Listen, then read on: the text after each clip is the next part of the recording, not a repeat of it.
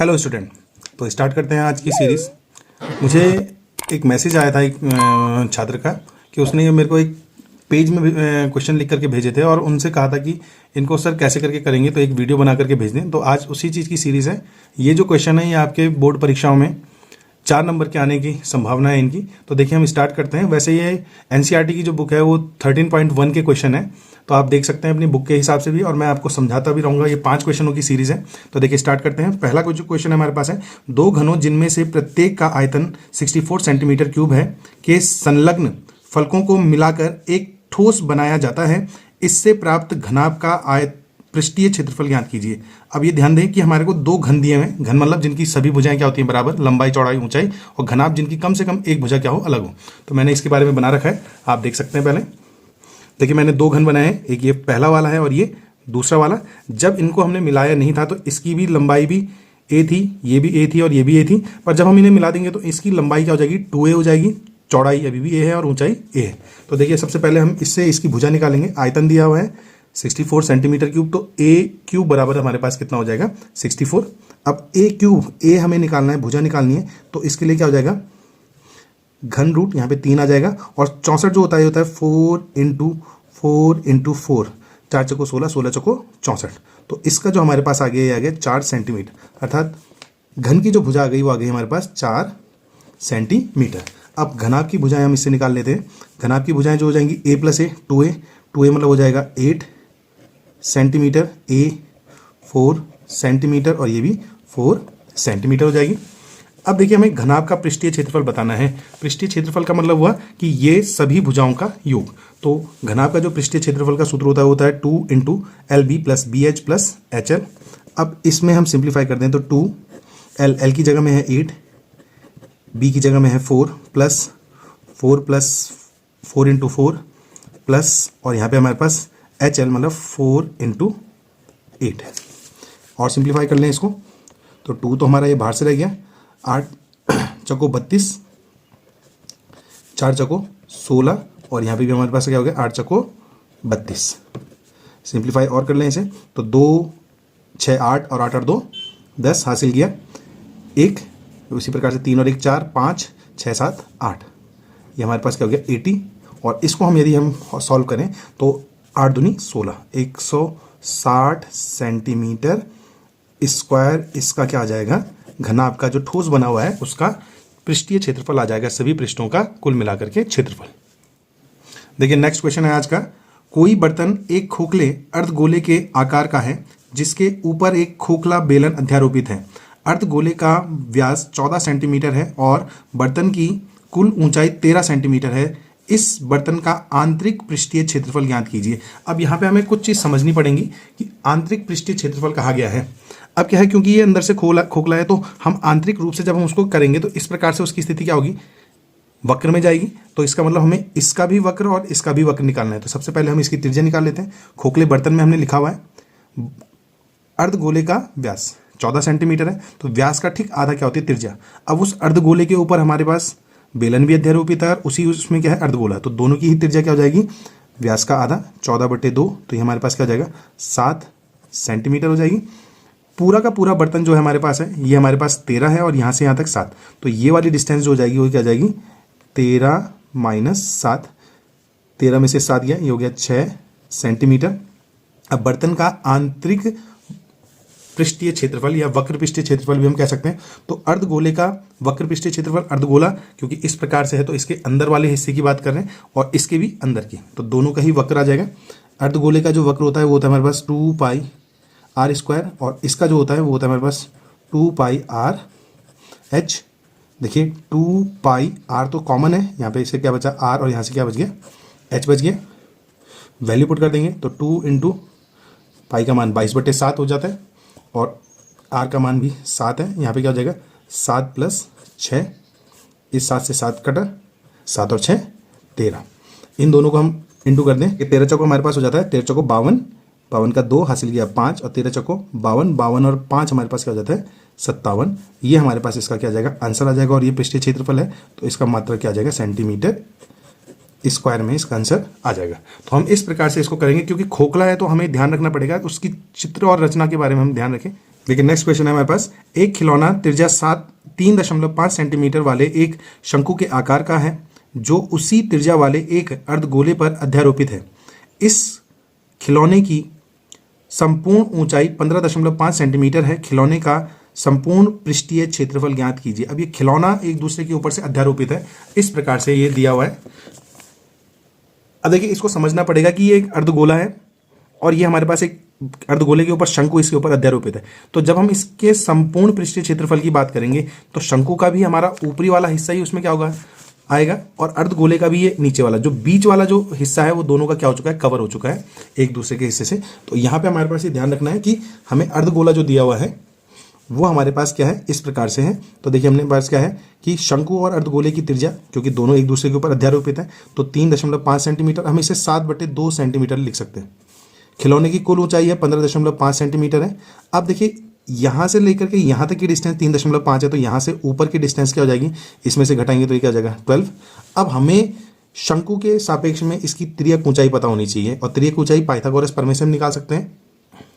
अब देखिए पाइथागोरस प्रमेय क्या होता है, L बराबर √h² + r², h² + r²। अब यहाँ पे इनकी वैल्यू पुट कर दें। h की जगह में हमारे पास है 12 का स्क्वायर प्लस 7/2 का स्क्वायर। हमने 3.5 का स्क्वायर इसलिए नहीं लिखा क्योंकि 35 का स्क्वायर करना कठिन है अपेक्षाकृत इसके। यहाँ पे हमारे पास देखिए क्या हो गया, 12 का होता है 144 और प्लस 7 का होता है 49 और इसका हो जाता है 4। फिर से हम यदि हम एलसीएम ले लें यहाँ पे, तो एलसीएम हमारे पास क्या आ जाएगा यहाँ पे 4, इसको हम करें तो 576 और यहाँ पे 49। यहाँ पे देखिए हमारे पास क्या हो गया 625/4, और यहाँ से फाइनली L की जो वैल्यू होगी 625 जो होता है ये 25 का होता है, और जो 4 है वो किसका होता है 2। तो ये हमारे पास क्या आ गया सेंटीमीटर इसकी आ गई। अब देखिए जब इसके खिलौने के संपूर्ण पृष्ठीय क्षेत्रफल की बात की गई है तो इसमें हमें ध्यान रखना है कि ऊपर वाले का भी वक्र और नीचे वाले का भी वक्र, क्योंकि जो बीच का खुला हिस्सा है वो दोनों का एक दूसरे से कवर हो चुका है। तो यहाँ पे हमारे पास इसका जो वक्र है गोले का, ये हमारे पास क्या होता है 2πr²। और इसी प्रकार से हम इधर की बात करें तो इसमें जो वक्र है वो है πrl। देखिए 2πr, तो यहाँ पे हमारे पास बच गया, और यहाँ पे बच गया हमारे पास 2r अंदर की तरफ रहा, और इधर से हमारे पास क्या बच गया केवल l।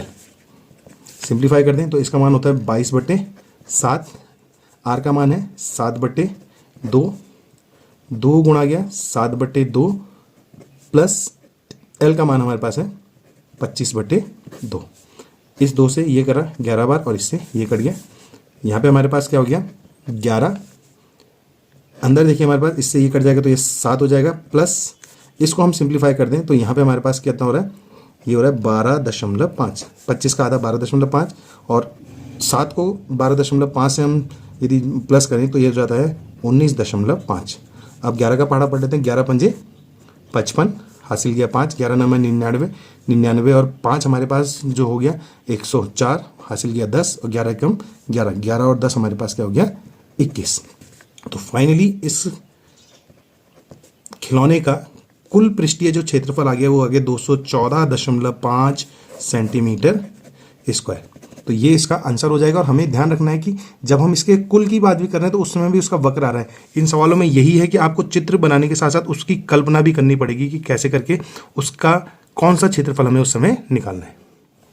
देखिए आज का जो चौथा क्वेश्चन है वो है हमारे पास, भुजा 7 सेंटीमीटर वाले घनाकार ब्लॉक के ऊपर एक अर्धगोला रखा हुआ है। अर्धगोले का अधिकतम व्यास क्या हो सकता है, इस प्रकार बने ठोस का पृष्ठीय क्षेत्रफल ज्ञात कीजिए। अब इसमें भी हमें सोचना पड़ेगा कि ये देखिए हमने इसके बारे में लिखा हुआ है कि ये घनाभाकार आकृति है जिसकी प्रत्येक भुजा 7 सेंटीमीटर है घनकार। अब इस ऊपर के हिस्से में क्या किया गया है, एक अर्धगोला रखा गया है। मान के चलें कि हम एक अर्धगोला इस प्रकार से ले रहे हैं, ये हमने एक अर्धगोला ले लिया यहाँ पे जो इसके ऊपर इस प्रकार से होगा। अब यदि मैं घन की आकृति बोलूं तो ये ऊपर का जो हिस्सा होगा इसका, यहाँ पे जो ऊपर का हिस्सा होगा वो क्या होगा, इन एरिया से और इस एरिया से क्या होगा, खाली छूट जाएगा अभी भी। यदि घन इस प्रकार से तो आप देख सकते हैं ये अभी आपको दिख रहा होगा ये खुला हुआ हिस्सा। तो इस स्थिति में हमारे पास जो इसका क्षेत्रफल आएगा वो क्या होगा, इन 5 भुजाओं का तो पूरा का पूरा आ रहा है, पर इस 6वीं भुजा में से क्या हो रहा है, ये πr² कैंसिल हो जा रहा है और ऊपर की तरफ है तो ऊपर की तरफ होने के कारण इसमें क्या आ जा रहा है, इसका वक्र भी आ जाएगा। तो ये चीज़ हमने ले रखी है। घन की भुजा 7 सेंटीमीटर दे रखी है। अब घन के ऊपर रखे अर्धगोले का अधिकतम व्यास क्या हो जाएगा, उसकी जितनी क्या होगी, भुजा होगी, किसकी, घन की जो भुजा होगी, तो घन की भुजा के बराबर होगा। और घन की भुजा हमने कितनी ले रखी है, 7 सेंटीमीटर, ये इसका व्यास हो गया। और व्यास का जो आधा होता है वो क्या हो जाता है, त्रिज्या, तो ये 7/2 सेंटीमीटर आ जाएगा। अब ध्यान दें कि हम क्या कर रहे हैं, इसमें हमें क्या निकालना है कि बचे ठोस का कुल पृष्ठीय क्षेत्रफल। तो बचे क्षेत्र का हम क्या कर सकते हैं, 2 प्रकार से निकाल सकते हैं कि 5 का निकालें, फिर हम इसको हल करें, या हम पूरे के पूरे घन का पृष्ठीय क्षेत्रफल निकाल लें, उसमें से ऊपर का जो क्या है पाई आर स्क्वायर उसको क्या कर दें, हटा दें, और फिर अर्धगोले का वक्र पृष्ठीय क्षेत्रफल उसके ऊपर ले लें। होप सो आपकी समझ में आ गया होगा कि इसके ऊपर अर्धगोला यहाँ पे है, तो इसका हमने क्या करना है, क्षेत्रफल निकालना है अर्धगोले का, क्योंकि ऊपर का वक्र ही बचा हमारे पास। तो इसमें देखिए घन का जो होता है वो हो जाता है 6a² minus pi R square plus, और इसका होता है 2πr²। ये πr², 2πr², तो 1 बच जाएगा। अब यहाँ पे हम लिख दें 6 इंटू इसकी जो भुजा है वो कितना है, 7 गुणा गया 7, और यहाँ पे हमारे पास क्या हो गया, प्लस πr²। सिंप्लीफाई कर दें तो 7 गुणा गया 7×7 49। अब यहाँ पे इनका मान रख दें, πr² मतलब 22/7 गुणा 7/2 गुणा 7/2, इसका मान हमारे पास क्या है 7/2। तो देखिए 7 से 7 कटा, इससे ये कटा, तो ये कितना हो गया 11।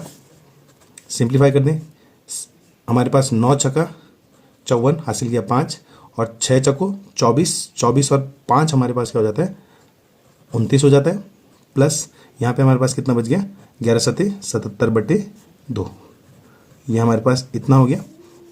प्लस अब इसमें 2 का भाग दे दें तो 3 दूनी 6, 1 17 हुआ, 8 दूनी 16, 1 बचा, दशमलव आया, और यहाँ पे ये आ गया। तो 1 दशमलव हम यहाँ पे भी जोड़ देते हैं, और इन दोनों को हम आपस में जोड़ देंगे तो 0 और 5 क्या होता है 5, दशमलव आ गया।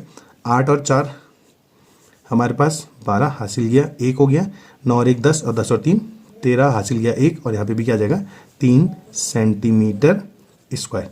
तो ये इसका क्या आ जाएगा, आंसर आ जाएगा। जब किसी भी घन के ऊपर एक अर्धगोले के रूप में किसी आकृति को रखा जाता है तो उसका संपूर्ण पृष्ठीय क्षेत्रफल हम इस प्रकार से निकालेंगे कि 5 जो छठवीं भुजा है उसमें से πr² घटा देंगे, क्योंकि वो वृत्ताकार हिस्से को क्या कर देगा, उसका हटा देगा, और जितना बचेगा वो हमारा इस प्रकार से आ जाएगा। तो ये इसका आंसर हो जाएगा। और देखिए आज का जो लास्ट क्वेश्चन है, एक घनाकार के एक फलक को अंदर की ओर से काट कर एक अर्धगोला गड्ढा इस प्रकार बनाया गया कि अर्धगोले का व्यास घन के एक किनारे के बराबर है, शेष बचे ठोस का पृष्ठीय क्षेत्रफल ज्ञात कीजिए। अब इसको समझना हमें पड़ेगा कि ये घनाकार गड्ढा है, और इसके अंदर हमने इस प्रकार से उसे खोदा है। हम इसमें लकड़ी का जैसे घर में काम करते होंगे, उसको हम अंदर से खोदने पे लगे हुए हैं, तो खोद रहे हैं, तो ये वाला हिस्सा हमने क्या कर दिया, अंदर खोद दिया, अंदर ही अंदर खोद दिया। तो हमें अब इसका कुल पृष्ठीय क्षेत्रफल ज्ञात करना है जो शेष बचा हुआ है। तो देखिए अभी भी 1 2 3 4 5 भुजाएं बची हुई हैं, इनका तो हम पूरा क्षेत्रफल। अब ये ऊपर वाली जो भुजा है इसमें भी अभी ये और ये हिस्सा हमारा अभी भी बचा हुआ है। तो जैसे हमने पिछले सवाल में किया था वही काम हमने यहाँ पे करना है, बस इसमें क्या है अंदर की तरफ, और ये अंदर की तरफ जो हिस्सा दिख रहा है ये इसका क्या है, वक्र पृष्ठीय क्षेत्रफल। तो इसमें हमें कुछ नहीं दिया हुआ, तो हम इसमें मान करके चलेंगे कि माना घन की भुजा क्या है, a है, अर्धगोले का व्यास भी a हो जाएगा क्योंकि अधिकतम है, जितनी उसकी भुजा उतनी ही उसका व्यास भी है।